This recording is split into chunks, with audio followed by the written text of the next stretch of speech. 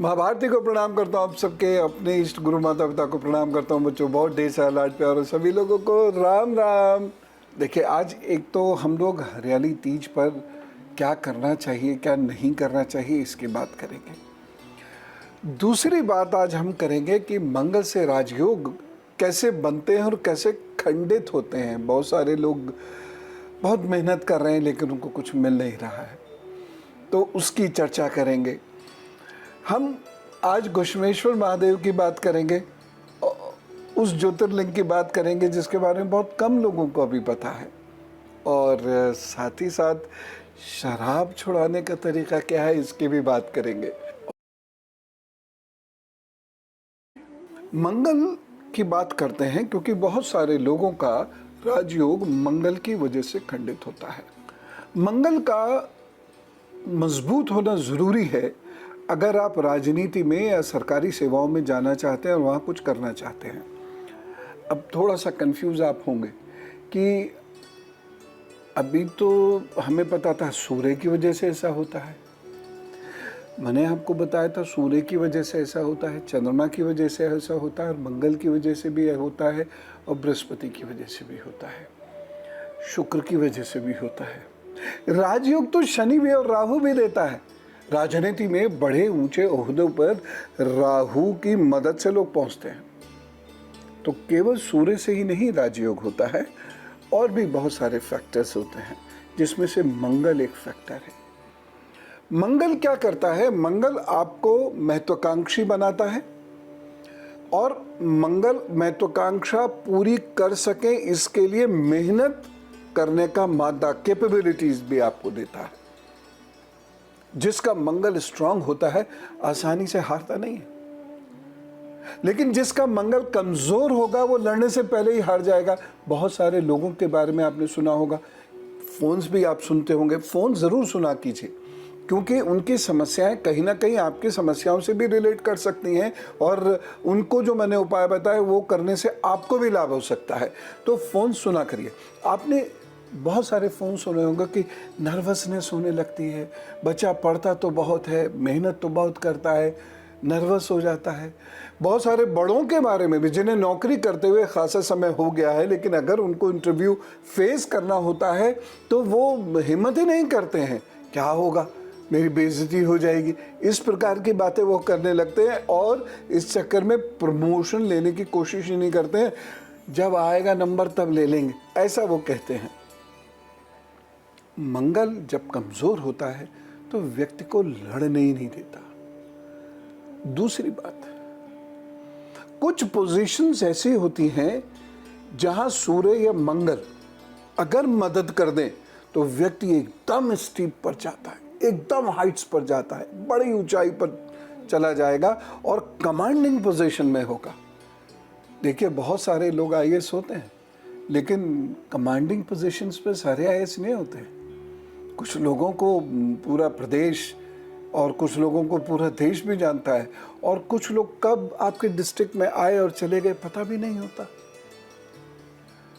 तो आप ऐसा मत सोचिए कि केवल आईएएस बन जाना ही सब कुछ है। कमांडिंग पोजीशंस, पॉलिटिक्स में सैकड़ों लोग होते हैं, कुछ लोग मंत्री बनते हैं, कमांडिंग पोजीशंस।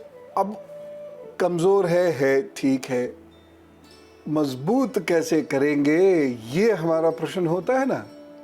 बताता हूँ उपाय, और एक चीज मैं आपसे कहना चाहता हूँ गंभीरता से। राशिफल में जो मैं उपाय बताता हूँ आपको, या जिंदगी को बेहतर करने के या ग्रहों को बेहतर करने के जो उपाय मैं बताता हूँ वो बहुत सरल से होते हैं, और इसीलिए क्या होता है कि बहुत सारे लोगों की एक आदत पड़ गई है, जो महंगा है सो ही खरा है। इस आदत को छोड़ दीजिए। Small is beautiful. ये सरल से उपाय जिंदगी बदल देंगे। करोड़ों लोगों की बदली है, करोड़ों लोगों की, इसलिए इन्हें हल्के में मत लीजिएगा। कोई बात नहीं, भारी में लेंगे अभी, लेकिन फिलहाल हम जानते हैं। तो हम मंगल की बात करना शुरू करते हैं। मंगल हिम्मत नहीं देता, करेज नहीं देगा, और मान लीजिए बहुत सारी एम्बिशंस हैं आपकी, ये भी मान लेते हैं कि आप में बहुत कैपेबिलिटी है, आप बहुत इंटेलिजेंट है, इंटेलेक्चुअल है, सब कुछ है, आप अच्छे स्टूडेंट हैं, आप फटाफट अपने प्रॉब्लम्स को सॉल्व कर लेते हैं, सब ठीक है। लेकिन अगर आप हिम्मत ही नहीं करेंगे तो फिर क्या होगा? अब मैं आपको एक सूत्र बताता हूं जिससे आपकी हिम्मत बढ़ेगी, आपके अंदर नर्वसनेस होनी कम हो जाएगी।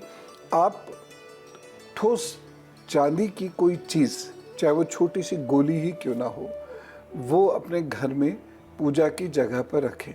छोटी बड़ी जैसी हो ठोस। एक बात। दूसरी चीज़, आप एक कार्य ये करें कि जो घर की सफाई सुथराई है, घर के अंदर जो आर्टिफैक्ट्स रखे हुए हैं, जो घर के अंदर चीज़ें रखी रहती हैं, उनका सदुपयोग करें, उनको सजाकर रखने में मदद करें। समझ रहे ना? जैसे मान लीजिए ये एक चीज़ रखी है, तो आप आए, इसको पोंछ दिया अच्छे से और ऐसी जगह पे इसको रखा, ये सुंदर दिखे, इधर उधर बिखरा बिखरा ना दिखे। इस तरीके से आप गाड़ी है, जैसे गाड़ी को साफ सुथरा करिए। आप देखिएगा आपके अंदर करेज आएगी, आपके अंदर कॉन्फिडेंस आना शुरू हो जाएगा और आप एग्जाम्स क्लियर कर जाएंगे, इंटरव्यूज क्लियर कर जाएंगे, आपके अंदर राजयोग आना शुरू हो जाएगा, क्योंकि मंगल बेहतर होने लगेगा। एक और उपाय मैं आपको बताता हूँ जो बहुत काम का है।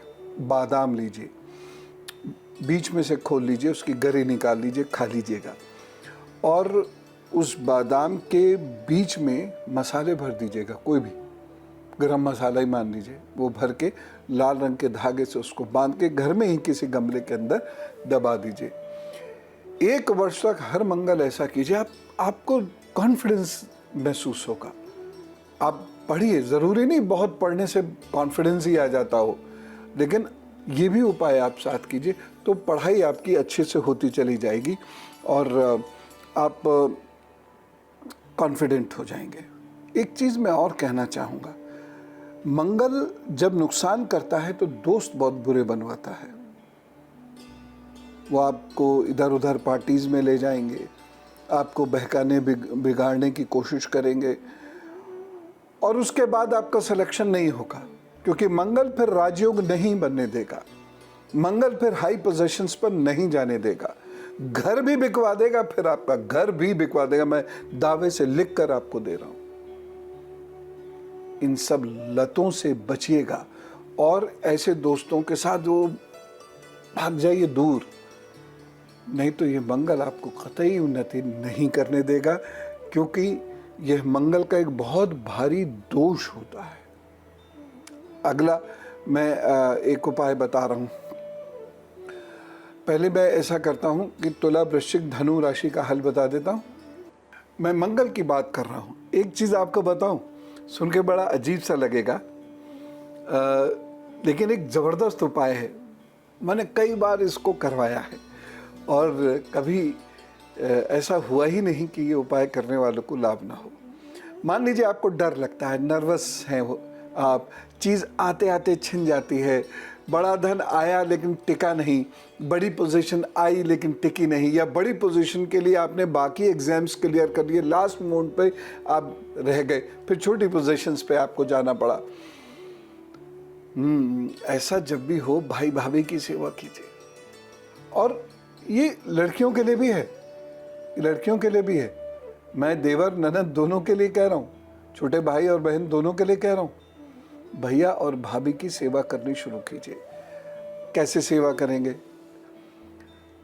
सामान ला दीजिए, खुश रखिए उन्हें, कभी कोई गिफ्ट दे दीजिए और बुधवार के दिन लाल रंग का कोई कपड़ा या सामान वो उन्हें दे दीजिए। लोग लेते नहीं है, उनको लगता पता नहीं क्या टोना टोटका कर रहे हैं ये, जबकि बहुत अच्छा उपाय है। खैर,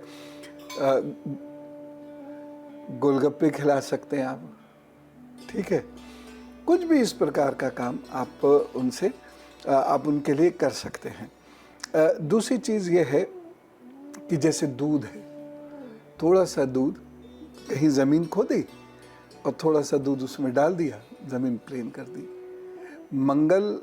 मंगल ये करते रहिए 1 वर्ष तक, आप देखिएगा कि मंगल मजबूत होगा और राजयोग आपके अंदर होगा। ख़ास तौर से वो लोग जो डिफेंस सर्विसेज में, पुलिस सर्विसेज में जाना चाहते हैं ना, ये कीजिए, क्योंकि मंगल यदि कमज़ोर है तो आप डिफेंस या पुलिस सर्विसेज में नहीं जा सकते।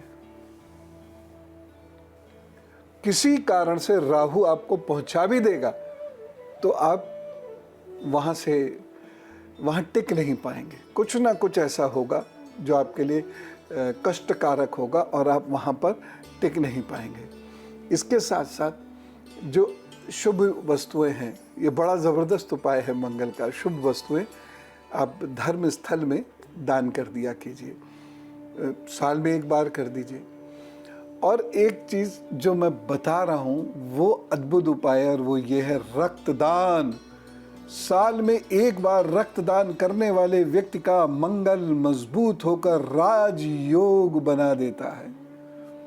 अब कुछ लोग कहेंगे हमारा हीमोग्लोबिन कम रहता है, कैसे करें रक्तदान? बढ़ाइए। हाँ, कोई और रक्त की समस्या है तो डॉक्टर से नहीं लेंगे फिर आपसे, आपका रक्त, ये दुर्भाग्य है। लेकिन बाकी सारे उपाय मैंने बताए हैं वो कर लीजिए, राजयोग बनेगा और उससे आपको लाभ मिलेगा ही मिलेगा। और राजयोग के उपरांत जो आप प्राप्त करते हैं वो टिकेगा ही टिकेगा। अभी मैं आपको हम द्वादश ज्योतिर्लिंगों की बात कर रहे हैं, आज अंतिम ज्योतिर्लिंग की बात करते हैं, जिसको सब लोग नाम सुना होगा लेकिन सब लोग देख नहीं पाए होंगे। घृष्णेश्वर इसको कहते हैं, घुष्मेश्वर भी इसको कहते हैं। ये बड़ा महत्वपूर्ण है, इसके बारे में कथा है।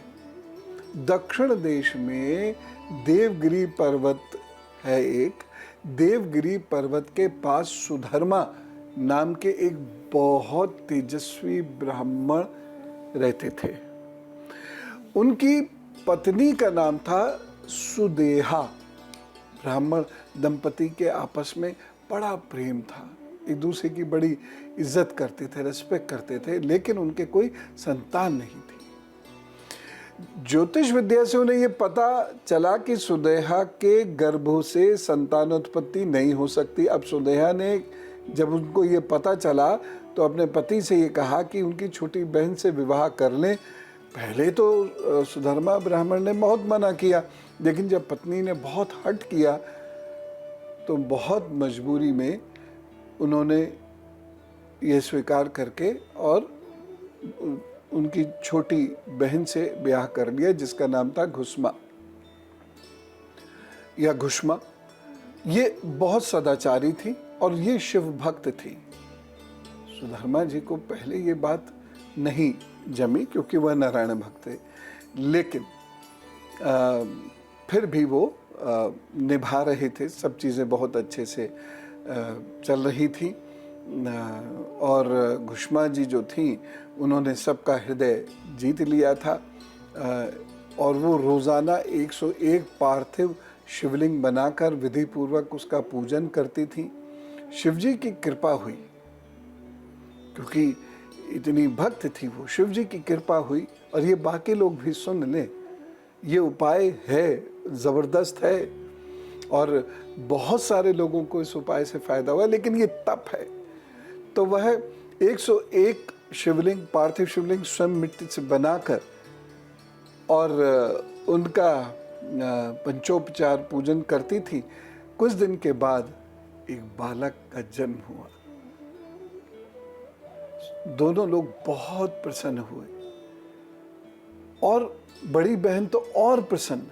अब दोनों बहनें मिलकर उस संतान का लालन पालन करने लगी। लेकिन धीरे धीरे क्या हुआ, सुदेहा के यानी बड़ी बहन के हृदय में ईर्ष्या आने लगी। अपनी छोटी बहन के और उसके बच्चे के प्रति उनके मन में गुस्सा आने लगा। उनको ये लगने लगा मेरा तो कुछ है ही नहीं इस घर में, जो है सो घुष्मा का है, संतान भी उसी की है, इसकी वजह से मेरे पति भी उसी के अधिकार में रहते हैं। ये विचार उसके हृदय में बैठ गया। अब उधर घुष्मा का जो बच्चा था वो धीरे धीरे युवा हो गया, अब उसके विवाह का समय आया,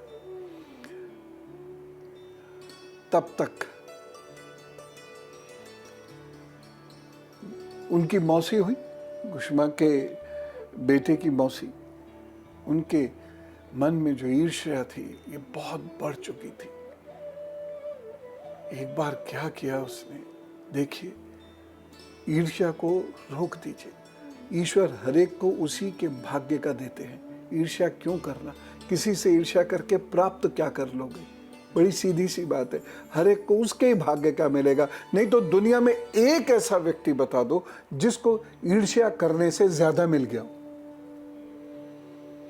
ईर्ष्या की आग ऐसी भयंकर दावानल होती है कि ये सब भस्म कर देती है, और ईर्ष्या करने वाला भी भस्म हो जाता है। उस युवा पुत्र की मौसी ने, यानी गुशमा की बड़ी बहन ने, उस पुत्र को रात में मार डाला। ईर्ष्या के चलते उसे मार डाला और उसके शव को ले जाकर उसी तालाब में फेंक दिया जिसमें गुशमा प्रतिदिन पार्थिव शिवलिंगों को विसर्जित करती थी। जब सुबह हुई, उस युवक का कोई पता न लगा तो घर में हाहाकार मच गया। सुधर्मा और जो उस लड़के की पत्नी थी गुशमा, ये सब सिर पीट पीट कर रोने लगे। लेकिन गुशमा वैसे सहज थी क्योंकि उसको भगवान पे विश्वास था, ईश्वर से लौ लगी हुई थी। तो उसने अपने आप को काबू किया और भगवान शिव का पूजन अर्चन शुरू कर दिया, जैसे सब ठीक हो गया, ऐसा करके। और पार्थिव शिवलिंगों को जब वो सरोवर में विसर्जित करने के लिए चली, तभी उसका पुत्र सरोवर से बाहर निकलता हुआ आ गया। यह है शिव की कृपा। और गुशमा के चरणों को छुआ, जैसे यहीं आसपास से आ रहा हो, अरे मम्मा आप मिल गए, ऐसे करके आप करते ना, वैसे प्रणाम किया। और भगवान शिव भी वहीं प्रकट होते हैं और वह सुदेहा के जघन्य अपराध को बताते और बड़े क्रोधित थे और त्रिशूल से गला काटना चाहते थे उसका। गुशमा देखिए, विशाल हृदय, क्योंकि भक्त है, भक्त का हृदय विशाल होगा। अब भक्त स्वयं शिव के तीर्थ में भी बैठेगा तो वही ईर्ष्या की बात करेगा, और भक्त विशाल हृदय लेगा, कहीं भी बैठे वो। उसने शिव जी से कहा, ना ना, अगर आप मुझ पर प्रसन्न हैं तो मेरी उस मूर्ख और भाग्यहीन बहन को क्षमा कर दीजिएगा। बस मेरा पुत्र वापस आ गया और मुझे क्या चाहिए, बस इतनी एक कृपा हम पर कर दें, आप यहीं पर निवास करें। भगवान शिव प्रसन्न हो गए और वहीं पर वह स्थापित हो गए, और वह स्थान जाना जाता है गुशमेश्वर महादेव के नाम से। यह है महाराष्ट्र के दौलताबाद के पास एक जगह है, वेरुल गांव, वहाँ स्थित है। इनके जो दर्शन करता है उस व्यक्ति को बड़ा पुण्य प्राप्त होता है, और उसके घर में यदि किसी को मृत्यु तुल्य कष्ट भी है तो शिव जी की कृपा से वह दूर होता है। और अब जानते हैं आज का गुरु मंत्र। एक छोटी सी बात बताता हूँ। तुलसी की कोमल पत्तियों को रोजाना सुबह सुबह मुंह में रखें और ऐसे ऐसे करके चूसें, चबाते नहीं है, ऐसे ऐसे चूसें। उससे क्या होगा, अंदर की गंदगी धीरे धीरे साफ होनी शुरू हो जाएगी और ऐसा व्यक्ति धीरे धीरे शराब से दूर होता चला जाएगा। जी हाँ, मैंने आपसे कहा था ना, शराब छुड़वाने के शराब छुड़वाने का उपाय बताऊंगा। एक उपाय ये है, दूसरा ये सुनिए। अदरक का रस 2 बड़ी चम्मच शहद में मिलाकर ताज़े पानी में घोलकर शाम को जब शराब पीने का मन होता है उस समय पी लीजिए। धीरे धीरे शराब से अरुचि उत्पन्न हो जाएगी और आपकी शराब छूट जाएगी। जिसकी शराब छूट गई उसका शरीर बच गया, उसकी गृहस्थी बच गई। तो ये उपाय ज़रूर कीजिए। और हरियाली तीज जो इतनी महत्वपूर्ण होती है स्त्रियों के लिए, अब हरियाली तीज पर क्या करना है ये जानिए। हरियाली तीज पर बाबा की उपासना करें। पुरुष भी साथ हों तो अच्छा है, क्योंकि पुरुषों के लिए तो ये कर रही है स्त्री, तो उनको भी उनके साथ खड़ा होना चाहिए। बाबा के पास खड़े हों, ओम रुद्राय नमः के जप से 108 बार रुद्राभिषेक करें और उसके बाद प्रसाद स्वयं भी प्राप्त करें और सब लोगों को घर में प्रसाद दें। घर के बड़ों को वस्त्र आदि प्रदान करें। और ये सब कब करना है यह लिखें, 11:43 से 1:28 के बीच में। इस समय में आपको यह पूजा करनी है। इसके बाद, पूजा के बाद आपने घर के सभी लोगों को उपहार दिया या जो भी आप करते हैं, फिर सबने प्रसाद पाया और उसके बाद छाते और जूते का दान आप ज़रूर कर दीजिएगा। ख़ास तौर से यदि पति पत्नी में कोई बीमार रहता हो तो ये कार्य अवश्य कर दें। बाकी आनंद करें। मैं अपनी सारी बहनों को, माँओं को, बेटियों को बहुत सारा प्यार प्रेषित करता हूँ। प्रभु आपकी मनोकामनाएं इस दिवस पर ज़रूर स्वीकार करें और उन्हें पूरा करें। ओम। चलता हूँ, आप खुश रहें। राम राम, नमस्कार, भारत माता की जय।